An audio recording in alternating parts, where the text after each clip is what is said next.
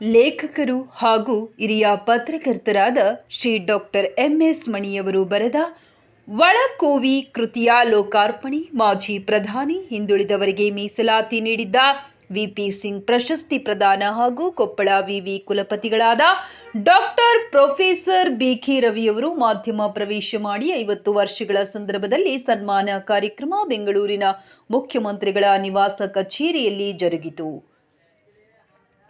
ಮಾನ್ಯ ಮುಖ್ಯಮಂತ್ರಿ ಶ್ರೀ ಸಿದ್ದರಾಮಯ್ಯನವರು ಗ್ಯಾರಂಟಿ ಯೋಜನೆಗಳ ಅನುಷ್ಠಾನ ಪ್ರಾಧಿಕಾರದ ಅಧ್ಯಕ್ಷರಾದ ಶ್ರೀ ಎಚ್.ಎಂ. ರೇವಣ್ಣ, ಮುಖ್ಯ ಸಚೇತಕ ಅಶೋಕ್ ಪಟ್ಟಣ, ಶಾಸಕರಾದ ಅಲ್ಲಮ ಪ್ರಭು, ಸಿಎಂ ಮಾಧ್ಯಮ ಸಲಹೆಗಾರರಾದ ಶ್ರೀ ಕೆ.ವಿ. ಪ್ರಭಾಕರ್, ಹಿಂದುಳಿದ ವರ್ಗಗಳ ಆಯೋಗದ ಮಾಜಿ ಅಧ್ಯಕ್ಷ ನ್ಯಾಯವಾದಿ ಶ್ರೀ ಕಾಂತರಾಜ್, ಕೊಪ್ಪಳ ವಿವಿ ಕುಲಪತಿ ಪ್ರೊಫೆಸರ್ ಬಿ.ಕೆ. ರವಿ, ಕರ್ನಾಟಕ ಮಾಧ್ಯಮ ಅಕಾಡೆಮಿ ಮಾಜಿ ಅಧ್ಯಕ್ಷ ಶ್ರೀ ಎಂ. ಸಿದ್ದರಾಜು, ಲೇಖಕ ಶ್ರೀ ಡಾಕ್ಟರ್ ಎಂ.ಎಸ್. ಮಣಿ, ಕರ್ನಾಟಕ ಮಾಧ್ಯಮ ಅಕಾಡೆಮಿ ಅಧ್ಯಕ್ಷೆ ಶ್ರೀಮತಿ ಆಯಿಷಾ ಖಾನಂ, ಸದಸ್ಯರಾದ ಶ್ರೀ ಕೆ. ನಿಂಗಜ್ಜ ಸೇರಿ ಹಿರಿಯ ಪತ್ರಕರ್ತರು ಹಾಗೂ ಪ್ರಶಸ್ತಿ ಪುರಸ್ಕೃತರು ಉಪಸ್ಥಿತರಿದ್ದರು.